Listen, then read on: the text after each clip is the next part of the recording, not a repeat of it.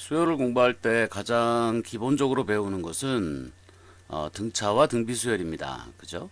등차 수열하고 그 다음에 등비수열이에요.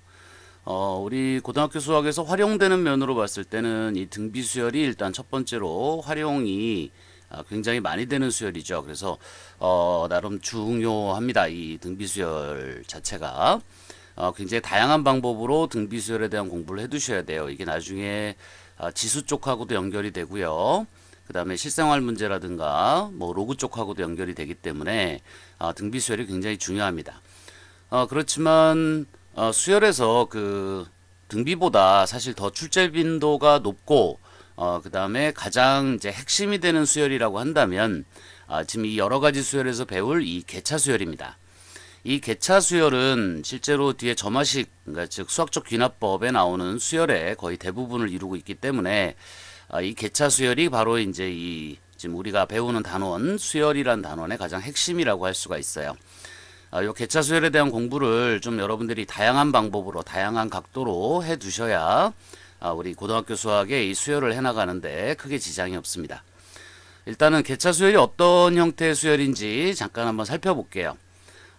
여기 지금 예제를 하나 들어놨는데 1, 2, 5, 10, 17 그죠? 이렇게 나가는 수열의 10번장을 구하라 이렇게 놨어요. 자, 이 수열의 특징은 가면 갈수록 커지고요. 그 다음에 이 커지는 폭이 점점 커지는 특징을 가지고 있습니다. 자, 이걸 보시면 첫 번장하고 두 번장 사이의 차는 1 정도예요. 그렇지만 두 번장과 세 번장의 차이는 요게 3 정도 되고요. 세 번장과 네 번째 항의 차이는 5입니다. 그 다음은 7이죠.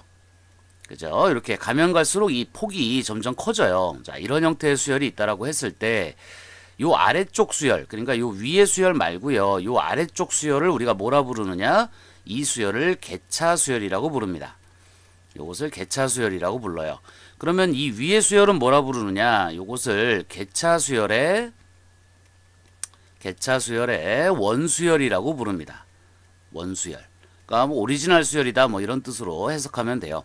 그래서 이 아래쪽의 수열을 우리가 개차 수열이라고 부르는데 흔히들 문제를 구분할 때 보통 이 위의 수열을 그냥 개차 수열 형태다라고 부르기도 합니다. 요 아래쪽을 개차 수열, 요걸 개차 수열의 원수열이라고 부르지만 편의상 그렇게 부르기도 해요. 자, 그럼 이런 경우에는 우리가 일반항, 뭐 여기서 이제 10번장을 구하라고 했지만 일반항을 어떻게 구할지 한번 잠깐 생각해 본다면 이 두 번째 항에 해당되는 2라고 하는 수는 첫 번째 항에 해당되는 1에다가 개차 수열의 첫 번째 항 1을 더해서 만듭니다. 그죠? 그 다음에 세 번째 항에 해당되는 5는 첫 번째 항에 해당되는 1에다가 개차 수열의 첫 번째 항에 해당되는 1을 더해주면 이게 두 번째 항이에요. 그죠? 거기다가 다시 개차 수열의 두 번째 항을 더해서 만들어줍니다.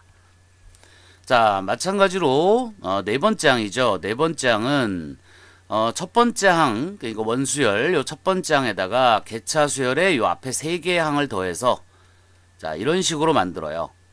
이런 식으로. 자, 이렇게 만들어 나가는 수열을 우리가 이제 개차 수열 모양이라고 하고요. 요 첫 번째 것은 우리가 원수열, 개차 수열의 원수열의 첫 번째 항에 해당되는 거고요.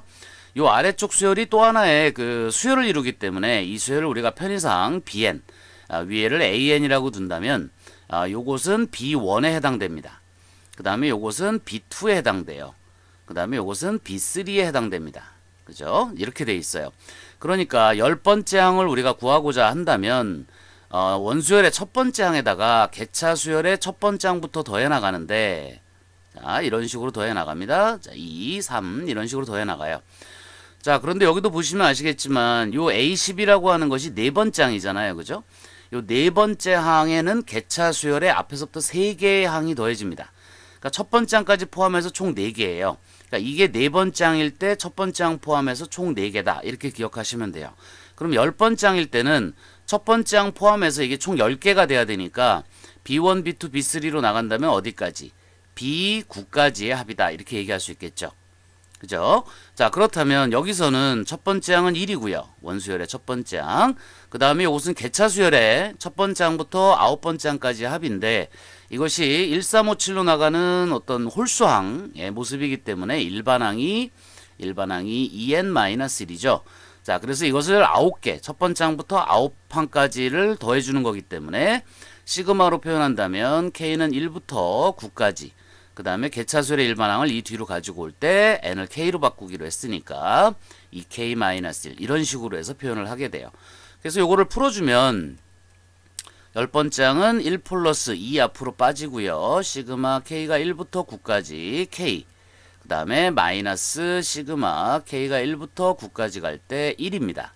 그죠? 그래서 계산해 보시면 1 플러스 2 곱하기 2분의 9 곱하기 10 마이너스 9가 되죠. 그래서 이렇게 지워서 계산해 보시면 10번째 항을 계산할 수 있어요. 자, 이것을 우리가 이제 개차수열이라고 부르게 되는데 활용도가 실제로 이제 우리 고등학교 수학에서 가장 많이 쓰는 수열입니다. 근데 이게 이제 분류 자체가 여러 가지 수열로 되어 있고요. 그 다음에 이번에 이제 새로 바뀐 교육과정에는 이 개차수열이라는 용어가 안 나와요. 개차수열이라는 용어가 안 나와서 2014학년도부터 새로 이제 우리 고등학교 1학년이 돼서 수학을 이제 수열을 배우는 학생들은 이 개차수열이라는 말이 교과에 없기 때문에 좀 낯설어요. 그렇지만 뒤에 점화식 수학적 귀납법에는 또 나옵니다. 이 수열 자체가.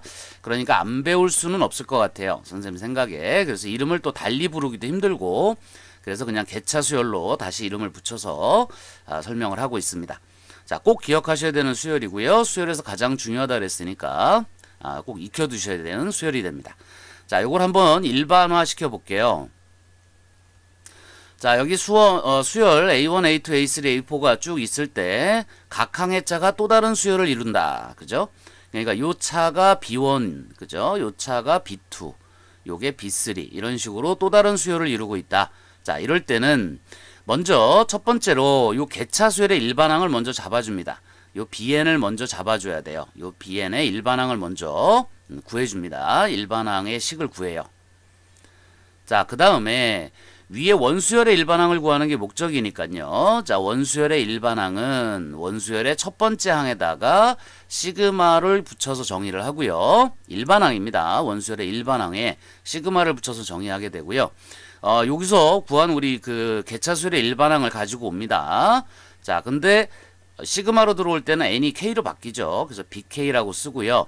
k는 1부터 자, 여기 조심하셔야 되는데 어디까지? 자, 요거 n-1까지입니다. 아까 위에서 잠깐 봤었죠. 전체 개수가 n개가 돼야 돼요. 첫 번째 항이 있으니까 요것은 n-1개가 더해져야 됩니다.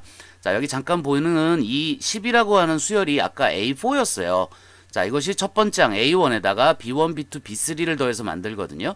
그러니까 이 전체가 4개가 돼야 되고요. 당연히 이 개차수열은 3항만 더해줘야 됩니다. 그러니까 네 번째 항에 3항이니까 하나 모자르죠.